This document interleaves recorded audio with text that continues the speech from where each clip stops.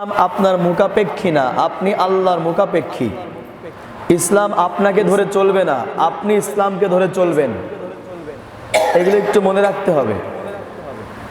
আজকে রমজানের প্রথম জুমা, প্রথম খুতবার মধ্যে বিষয় এসেছে ডক্টর আব্দুল্লাহ জাহাঙ্গীর স্যার রাহিমাহুল্লাহ যে বিষয়টা তিনি লিখেছেন আজকের প্রথম রমাদানের খুতবার মধ্যে, সেটা হচ্ছে আহকামে সিয়াম ও কিয়াম, মানে রোজা ও কিয়াম মানে দাঁড়িয়ে নামাজ আদায় করা। এই ব্যাপারগুলো নিয়ে আমি আলোচনা করার জন্য নিয়ত করেছি। আল্লাহ পাক আমাকে বলার, আপনাদেরকে শোনার মধ্য দিয়ে সকলকে সঠিক বুঝ নিয়ে বাস্তব জীবনে আমল করা তৌফিক দান করুন। সকলে বলছে এটা একটা বরকত। সুবহানাল্লাহ বলবেন না? প্রয়োজন আপনার মিটাচ্ছেন, খাবার খাচ্ছেন আপনার দেহের জন্য, কিন্তু এই সাহারি খাচ্ছেন, এটা আল্লাহ রাসূল বলেছেন সাহারি খাওয়া বরকত, কাজেই তোমরা তা ছাড়বে না। যদি এক ঢোক পানি পান করেও হয় তবুও। তার মানে আপনি সাহারিতে ভাত খেতে পারেন নাই, টাইমই পান নাই। আবার অনেকেই কিছুই না খেয়ে সাহারি না খেয়েই রোজা রাখে। আল্লাহ রাসূল বলেছেন না, সাহারি খাওয়াটাই বরকত, যদি এক ঢোক পানিও হয় তাও তোমরা পান করবে, এটা করলেই তোমাদের কল্যাণ হবে। আল্লাহ রাসূল আরো বলছেন হাদিসের অংশের মধ্যে, কারণ যারা সাহারি খায় তাদের জন্য আল্লাহ ও ফেরেশতাগণ রহমত ও দোয়া প্রদান করে। সুবহানাল্লাহ বলবেন না? তাহলে হাদিসটা কত গুরুত্বপূর্ণ দেখেন। আপনার দেহের জন্য আপনি খাবার খাচ্ছেন, প্রয়োজন মিটাচ্ছেন আপনার। আপনি রোজা রাখতে গেলে না খেয়ে থাকলে কষ্ট হতে পারে, এই জন্য আপনি খাবার গ্রহণ করলেন, সাহারি গ্রহণ করলেন। আল্লাহ রাসূল বললেন সাহারি খাওয়া বরকত, যদি এক ঢোক পানি খেয়েও হয় তবুও। কারণ যারা সাহারি খায় তাদের জন্য স্বয়ং আল্লাহ এবং তার ফেরেশতারা দোয়া কামনা করে। একবার খুশি হয়ে বলেন সুবহানাল্লাহ। সাহারি সম্পর্কে আল্লাহ রাসূল আরো হাদিস বর্ণনা করেছেন। সাহারির মধ্যে আল্লাহ রাসূল খেজুর খাওয়াকে উৎসাহিত করেছেন, খেজুর খাওয়ার ব্যাপারে। যদি কারোর বাড়িতে খেজুর থাকে, সাহারির সময় 1-3টা খেজুর খাওয়া আল্লাহ রাসূলের পছন্দনীয়। আল্লাহ রাসূল সাল্লাল্লাহু আলাইহি সাল্লাম ইফতারিতেও 3টা খেজুর খেতে পছন্দ করতেন। কয়টা? 3টা। কারণ আল্লাহ এবং তার রাসূলের কাছে বেজোড় সংখ্যাটা পছন্দনীয়। এই জন্য আল্লাহ রাসূল সাল্লাল্লাহু আলাইহি ওয়াসাল্লাম ইফতারিতেও 3টা খেজুর খাওয়া পছন্দ করতেন। যেই খেজুরটা গাছ পাকা খেজুর ওটা, অথবা যেটা খুরমা খেজুর ওটা খেতেন। যদি খেজুর না পেতেন তাহলে অন্য খাবার খেয়েই তিনি ইফতারি সারতেন। আল্লাহ রাসূল এই জন্য সাহারিতেও খেজুর খাওয়ার কথা বলেছেন। যদি সম্ভব হয় 3টা বা 5টা খেজুর খেতে পারেন।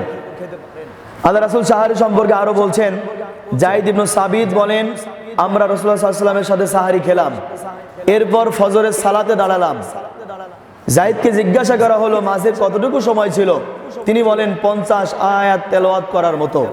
তার মানে সাহারি থেকে ফজরের নামাজের এই মধ্যবর্তী সময়টুকু 50 আয়াত পড়তে যে সময়টুকু লাগে, সেই সময় সাহারি খাওয়া থেকে শুরু করে ফজর পর্যন্ত এই সময়ের মধ্যেই আল্লাহ রাসূল সাহারি শেষ করতেন এবং ফজরের সালাত শেষ করতেন। ইফতার সম্পর্কে হাদিসের মধ্যে অনেক হাদিস বর্ণনা হয়েছে। আমাদের মধ্যে এই বদ অভ্যাসগুলো থাকতে পারে যে ইফতারের সময় হয়ে যায়, মসজিদ থেকে আজান শুরু হয়ে যায়, এরপরও পারিবারিক কাজ আমাদের শেষ হয় না। এরকম রোজাদার আমাদের সমাজের মধ্যে আছে না নেই বলেন তো? আছে। বিশেষ করে মা বোনদের এই বিষয়টা অনেক সময় বেশি হয়ে থাকে। মা বোনদের এই পারিবারিক কাজ সম্পন্ন করতে গেলে অনেক সময় ব্যয় হয়ে যায়। এই দোষী আমরা যারা পুরুষ মানুষ আছে পরিবারের, তাদের দিকে আমরা সেরকম লক্ষ্য করি না। তাদের কাজেই আমরা লাগিয়ে রাখি। তাদের ইফতারি গোছাতে গেলে অনেক সময় ব্যয় হয়ে যায়। এই সময় ব্যয় করার কারণে মা বোনেরা ঠিক সঠিক সময় মতো ইফতার নিয়ে বসতেও পারে না, ইফতারি সুন্দরভাবে করতেও পারে না। কিন্তু আল্লাহ রাসূল বলেছেন, যতদিন মানুষ সূর্য অস্ত যাওয়ার সঙ্গে সঙ্গে তাড়াতাড়ি ইফতার করতে পারবে, ততদিন তারা কল্যাণের মধ্যে থাকবে। একবার জোরে বলুন সুবহানাল্লাহ। তার মানে যত দ্রুত সম্ভব ইফতার করতে হবে। এমনও হাদিসের মধ্যে আছে, সাহাবীরা একদিন জিজ্ঞাসা করছেন, সাহাবীরা বলছেন আমরা নবী গণ, আমাদেরকে নির্দেশ দেওয়া হয়েছে, আল্লাহ রাসূল বলছেন যে প্রথম সময় ইফতার করতে এবং শেষ সময়ে সেহরি খেতে। অনেকেই ওই রাত 3টা বা 4টার পরে সেহরি খেয়ে ফেলে, মানে খেয়ে প্রায় 1 ঘন্টা 1.5 ঘন্টা পরে ফজরের নামাজ। এটা করা যাবে না। আল্লাহ রাসূলের সুন্নাহ সম্মত পদ্ধতি এটা না। আল্লাহ রাসূল সাহারি খেতেন একেবারে শেষ টাইমে। আপনার টাইমটা দেখতে হবে, আপনি সাহারি খাইলে আজান হওয়ার আগে আপনি সাহারিটা খেয়ে শেষ করতে পারবেন। 10 মিনিট বা 20 মিনিটের মধ্যে আপনার সাহারি খাওয়া শেষ হবে, আজানও হবে, এইরকম টাইমে সেহরি খাবেন।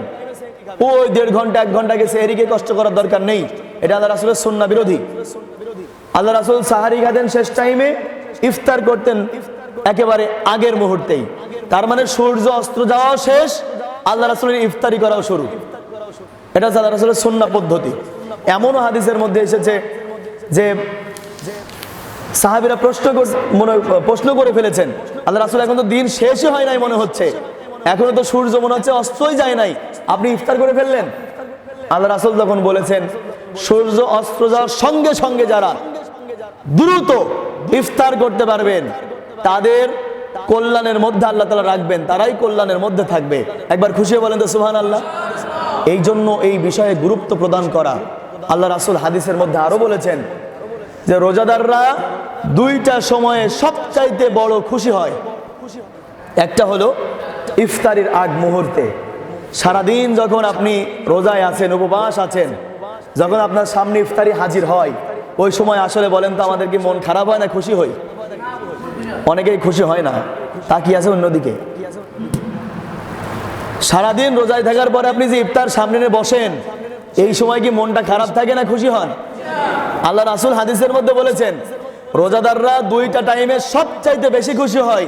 একটা হলো ইফতারের আগে, আর একটা যখন তাদেরকে এই রোজা রাখার কারণে রায়্যান নামক দরজাতে জান্নাতে ঢুকিয়ে দেওয়া হবে, ওই সময় সবচেয়ে বেশি খুশি হবে এরা। একবার জোরে বলো সুবহানাল্লাহ। তার মানে এমনি তো জান্নাত আছেই, কিন্তু যারা রোজাদার তাদের জন্য পার্সোনালি রায়্যান নামক একটা মর্যাদা সম্পন্ন দরজা জান্নাতের আল্লাহ করে রেখেছেন, শুধু আমাদের রোজাদার আমরা যারা তাদের জন্য। এটা অনেক বড় পাওয়া আমাদের জন্য। এগুলো করতে